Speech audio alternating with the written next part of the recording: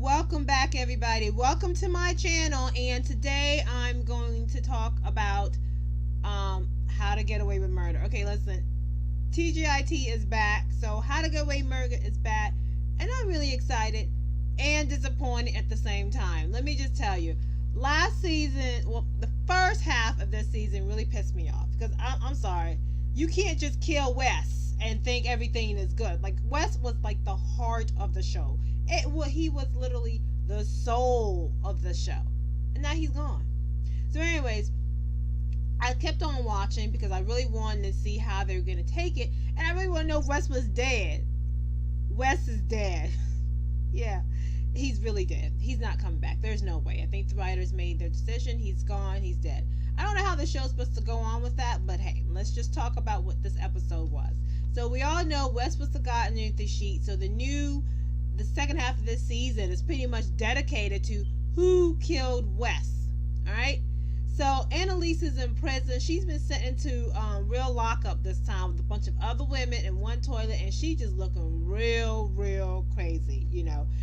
So everyone is like really upset about, you know, Wes's death. Of course, you have Laura in the hospital. Let me just say, Laura being pregnant annoys the crap out of me. First of all, Laura and Wes being together, I never liked it. And if you saw my past videos, I always commented against them too. I didn't see the chemistry there. I just didn't. I feel like you're just thrown together to create Wes's death to get Laura pregnant as a plot point because they knew they were going to kill this character. And I don't know if Laura being pregnant with his child, it's another way to keep his memory on the show.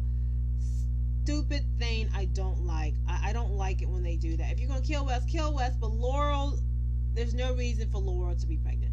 And they actually show a clip of how Laura got pregnant. Supposedly the condom broke, and Wes was sitting there joking about how he's so big, whatever. Anyways, they kind of give you okay, so they weren't being irresponsible. They were having sex with condoms, and it broke, and that's how she became pregnant. So anyways, that's just a little backstory.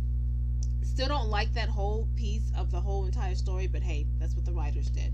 So anyways, through this episode, the episode's almost a flashback about Wes. You know, in the beginning, you had Annalise having a flashback talking to Wes, and then you have different characters interacting or talking about their interactions with Wes, whether it was good or whether it was bad. But what you see is flashbacks and everybody having their memories and remembrance of Wes. So one interesting flashback that they had was one with Wes and Michaela. Now, it's funny that I never thought about it until they mentioned it in the episode. They were talking, I guess they saw each other at some school thing or whatever on campus, and they were talking about, you know, how he's already left Maggie, he's with Laurel now and everything. And he's just kind of like, well, why are you in my business? We don't hardly ever talk.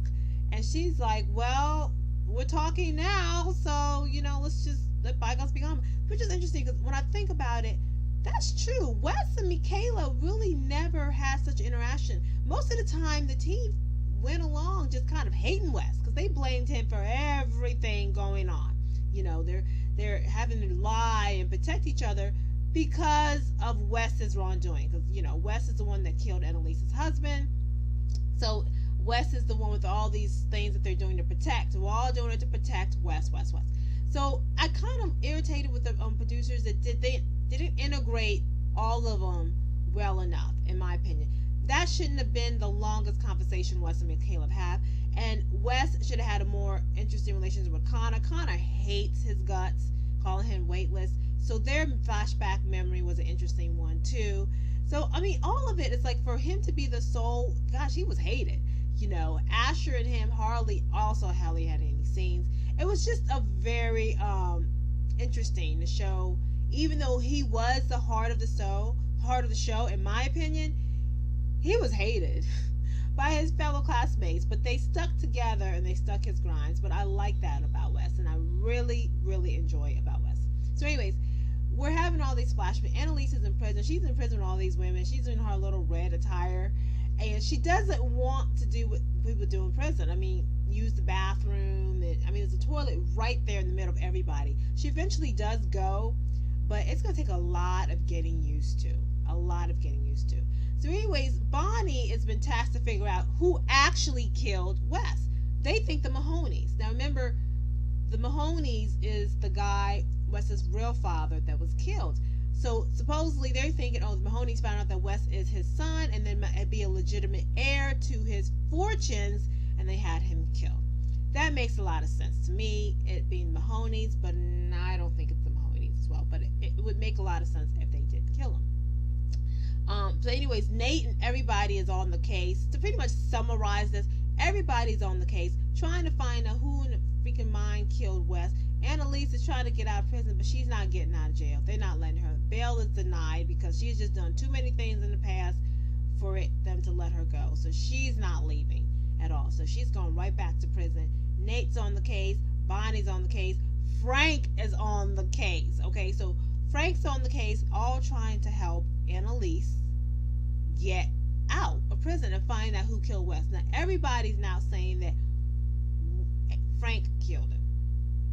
At the end of the episode, we show Wes a flashback with Wes walking and Frank is saying, hey, you need to get in the car because we need to talk. Wes gets in the car, I believe, and they drive away. I believe that's what happened. This is my thing. He didn't kill him. Frank did not kill Wes. I won't believe it. I don't believe it. No, he didn't kill him. So that's just a red herring. Someone else killed Wes. I don't think it's any of the core people within the group. I honestly believe it might be a past client, or it could be the Mahonies, or it could be his half brother, who even knows if he's a half brother. So that's my cue. Anyways, I guess I'm doing this out of spite because I'm pissed off that they killed Wes. I feel like he gave such a dynamic to the show. Because if you remember the first episode, season 1, episode 1, is Wes riding his bicycle to class. Like, seriously, the soul of the show. If you want to kill Wes off, fine, because you wait till 4 or 5 seasons later. Or maybe they didn't think they had 4 or 5 seasons to do it. Who knows? But anyways, that was the episode. So we're setting up the second half of the season is who killed Wes. And every single episode, I'm sure they're going to peel off layers and knock off people or introduce people to throw us off and who actually killed Wes. So I'm going to do my predictions right now. I'm 3. The Mahonies, they killed Wes. All right? That's 1, I think. I don't think it's Frank.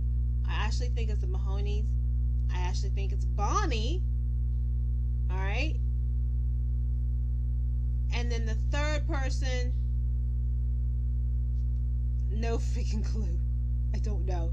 So it'll be fun to watch and kind of figure it out. So anyways, I'll give this episode a B. A B, not an A B, because it was a good episode and it was introducing us to what the remaining of the season is going to be. A B because I'm so pissed the F off that they killed Wes and there's no way to bring him back because he really is dead. And so that's pretty much it.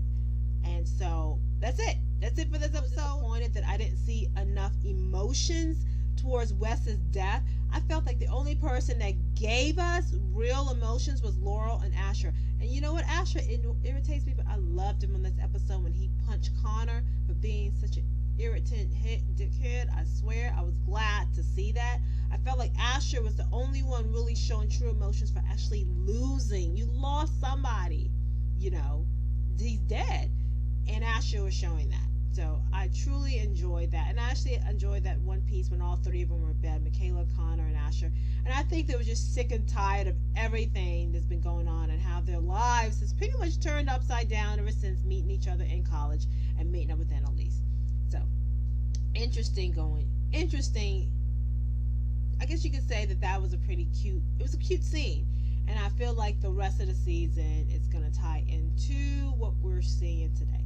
So, again, hashtag is who killed Wes. At the moment, I don't give a darn who killed Wes. He should never have been killed in the first place. That's my hashtag. So, anyways, thanks for watching. And I will be back here next week for another commentary on how to get away with murder. Thanks for watching. And don't forget to like, subscribe. All right? Leave a comment, too. What do you think about the episode? Thanks. Bye.